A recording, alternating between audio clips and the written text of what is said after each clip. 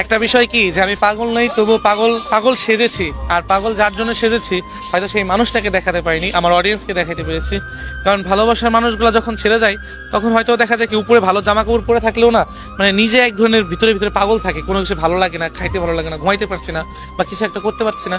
তো এই যে বিষয়গুলা, যে আমি এই জিনিসটাই বোঝানোর চেষ্টা করছি যে মানুষ যখন কাউকে ভালোবাসে আর ওই মানুষটা যখন কাউকে ছেড়ে যায় তখন তার এক বুক কষ্ট ছাড়া কিছুই থাকে না। আসলে আমরা মানুষগুলাকে ভালোবেসে থাকি, সারা জীবনই চাই যত্নে রাখতে, কিন্তু যখন ওই মানুষগুলা ছেড়ে চলে যায় তখন ওই মানুষগুলাকে না আর মানে পাওয়া হয় না, সারা জীবন আফসোস থেকে যায়। তো ওই বয়স 16 হোক কিংবা 61 হোক, তার কথা সবসময় আমাদের মনে করে রেখে যেতে হবে।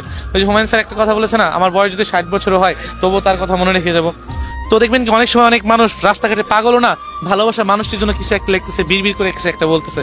সো আমি তো হয়তো আমার অডিয়েন্স বা ভালোবাসা মানুষগুলোকে বোঝানোর জন্য এই লুকটা বা এই সাজটা সেজেছি, কিন্তু এমনও পাগল আছে যারা সত্যিকারের পাগল, ভালোবাসার মানুষটিকে না পেয়ে পাগল হয়ে গিয়েছে। এমন অনেক মানুষ আছে, আপনি দেখলে বুঝতে পারবেন অনেক জায়গায়।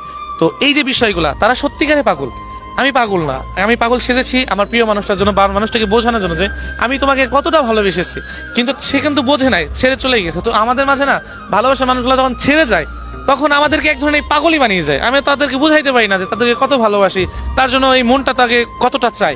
এই জিনিসটা না তারা আমি কোনোভাবেই বুঝাইতে পারি না। সো এই যে অডিয়েন্স যারা যাদেরকে বুঝাইতে যাচ্ছি বা